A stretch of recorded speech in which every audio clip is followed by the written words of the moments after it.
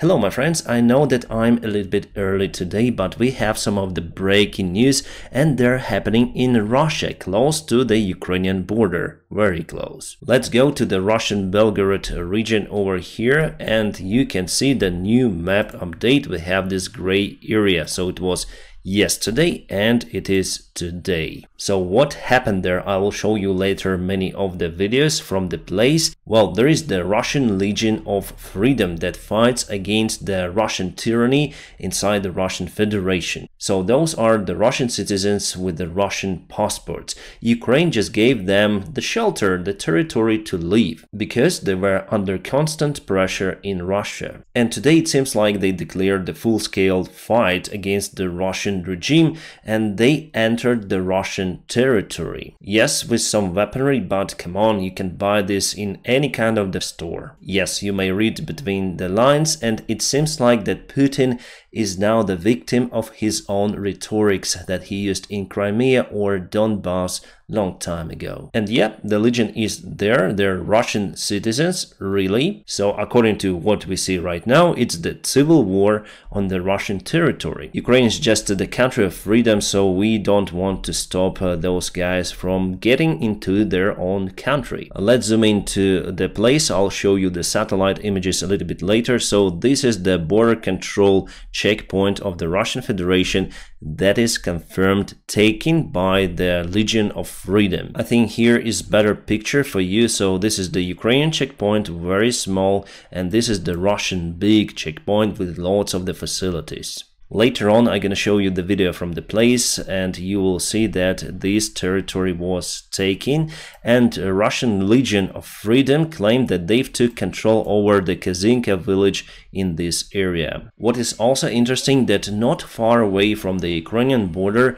there is the town called Golovchino, and here is the Russian storage for the nuclear weapons. This is not the launching facility. Russia just stores the warheads, the nuclear warheads in that particular area. As for the terrain, there are just fields and some of the forest just on the north part over here where partisans may hide. This forest is quite big and there are several settlements, small villages and small towns in that particular area, and most of the people now start to evacuate. For this hour, Russia officially recognized that there is the Ukrainian sabotage group. They say Ukrainian. Why? Well, anyways, they say that the group entered the Russian territory in this area, and there's the controversial information from the Russian officials of what to do for the local people, civilians in that area. Some say evacuate and some say just stay in your home. Honestly, if I was a Russian living in that area, I would evacuate. About this particular checkpoint, there was the video that I cannot publish on YouTube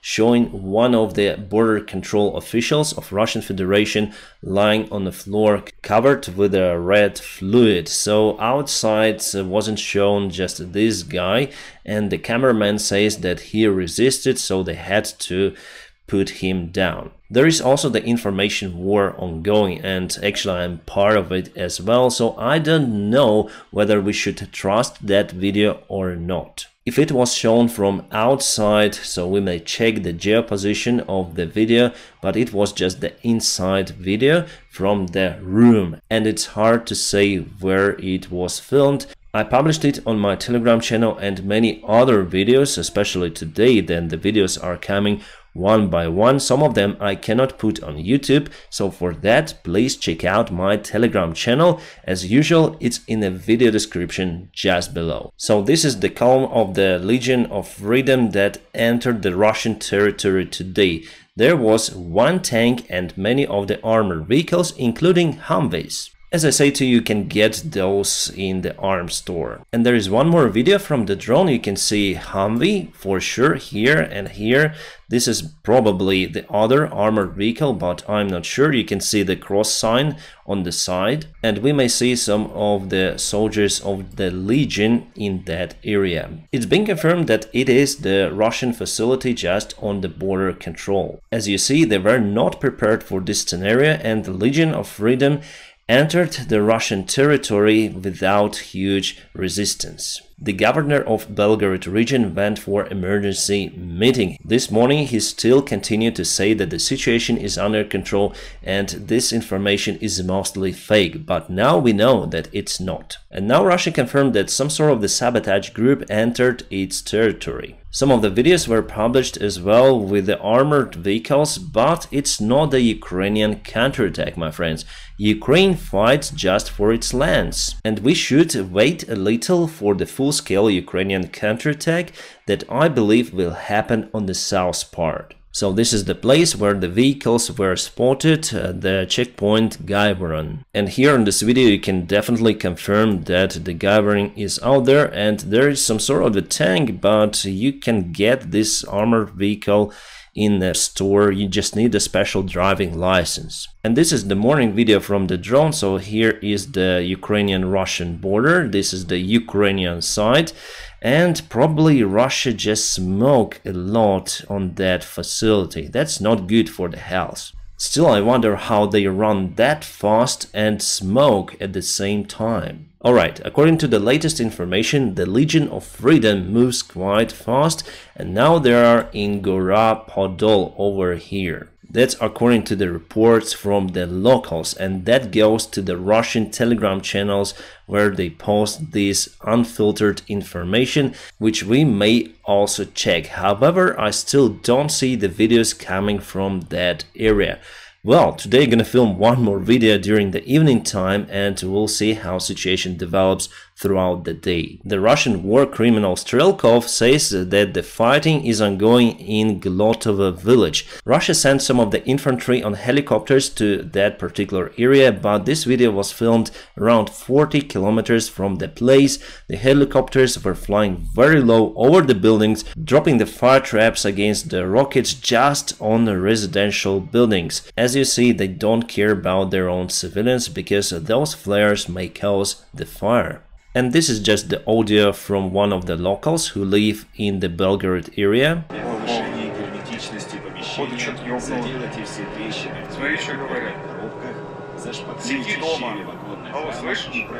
They say on radio, stay at home and close everything. Actually, they send the standard nuclear warning. Maybe Russia doesn't have the other one. If you look again at the map, so this is the breakthrough. It happened from this place.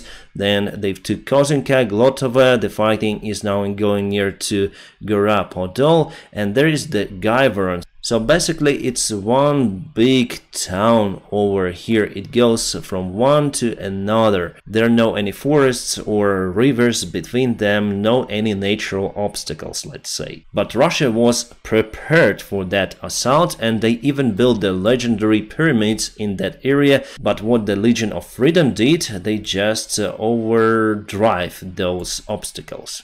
The obstacles like that are used to slow down the vehicle, and there should be the soldiers around with the anti-tank systems or something like that to stop the enemy vehicles, to stop the column. But if the Russian defense just runs away, it's not the obstacle any longer. So for this hour, I think that the area is around like that. I still think that the Legion of Freedom will not stay on the Russian territory for a very long time. They had the mission in Bryansk region around 2 months ago, then they entered the local village and they went back to Ukrainian territory. But they don't have enough resources to stay in this area for a very long time, because Russia will send their armored vehicles and their infantry to return back this area.